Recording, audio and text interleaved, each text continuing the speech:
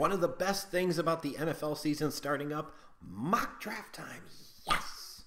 For nerds like me and nerds like you too, because you clicked on a mock draft video here on YouTube from the most underrated sports talker on YouTube. That's this guy, me, the Schlag Daddy. I'm just saying, because it's true. But I'm excited.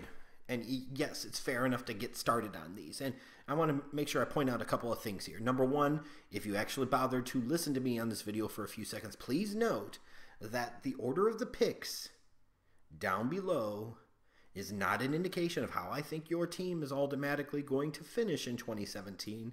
So don't come at me with that shit.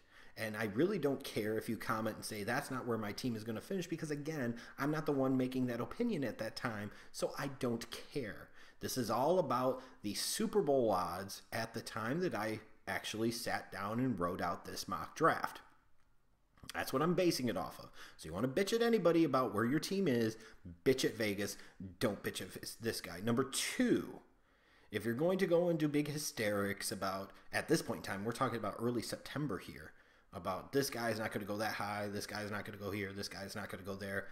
Honestly, I don't really know that much at this point, and neither do fucking you. So let's not pretend like at this point in time we're reinventing the wheel, that we're freaking geniuses, because we're not.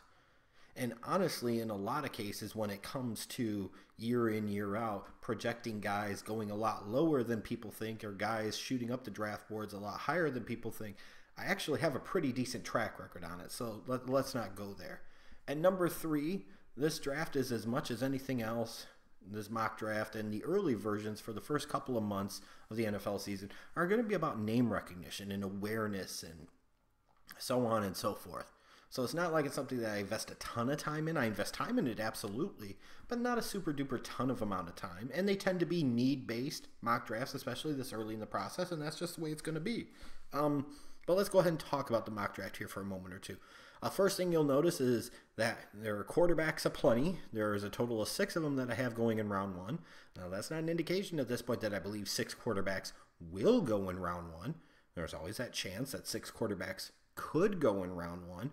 It's just part of the thing when you do mock drafts, especially from a fan standpoint. We all do tend to overrate the quarterback position a little bit. So when you got so many so-called marquee names at the position, it's going to reflect in the mock draft.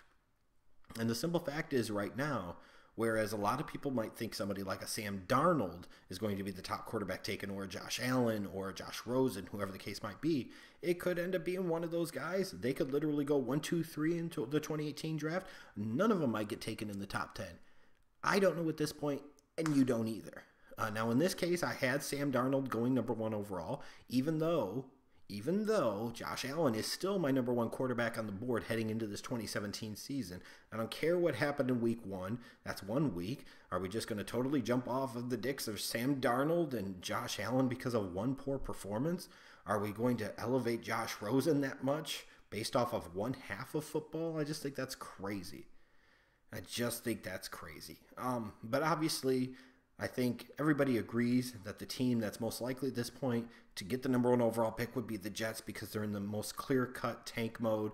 And for them, getting a guy like Sam Darnold, I think, would have a lot of appeal. Although I do wonder, even with some people think he has the it factor and the leadership and all the intangibles you want, he's not the biggest guy in the world, and he doesn't have the strongest arm in the world. I just wonder if people would fall in love with the actual physical skills of somebody like a Josh Allen, or even like somebody like a Mason Rudolph more when all's said and done. Or maybe a Lamar Jackson backs up his 2016, has an even better 2017, wins the Heisman Trophy again, and now he's the quarterback that everybody's buzzing about. Because I can tell you right now, based off of what I've seen out of Lamar Jackson, every time I watch him, I start liking him more and more. I really, really do. But again, 6 quarterbacks in round number 1.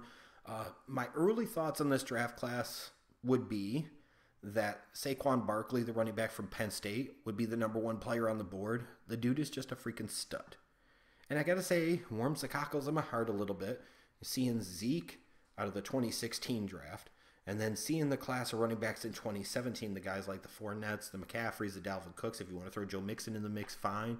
And then you see a guy like Saquon Barkley along with other guys like the kid from LSU, maybe a Scarborough from Alabama. And you notice I've got Nick Chubb going to the Giants at 25 from Georgia. And the running back is making a resurgence, and it warms my heart.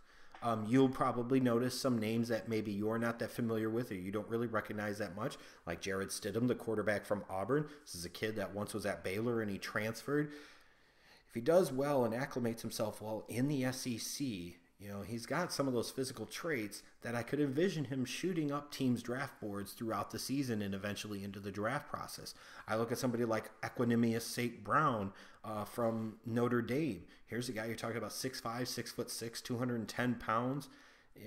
And while you hear more right now about receivers like Christian Kirk and Calvin Ridley and James Washington, maybe Cortland Sutton from SMU, I wouldn't be surprised, and again, this is about projections 7+ months out as much as anything else, that if an Equanimeous St. Brown had a great season this year with his size, and especially if he went to the combine and ran sub 4.5, he'd get a lot of Mike Evans comparisons, and he would end up being the first receiver taken in the draft like I have him here.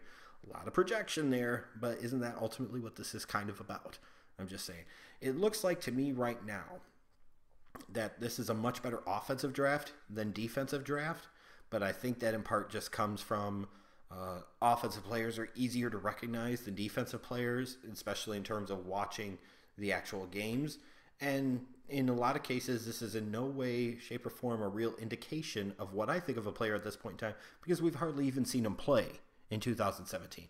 And for some of these guys, I'm going just strictly off of 2016 because I haven't had a chance to check them out at all in 2017. So this is just an early dabble. Check out the picks. You can share your thoughts in the comments. That's fine. Know that I'll probably be doing these about every 2 weeks or so during the NFL season. I might, as we get later into the season, as we start to figure out who might end up with the number 1 pick, who's going to make the playoffs, probably the last few weeks of the NFL season, I'll do a mock draft every week, and then it'll be that way pretty much going forward through the draft process. But the NFL season is starting. Mock drafts are here, bitches. I know, it's exciting, isn't it?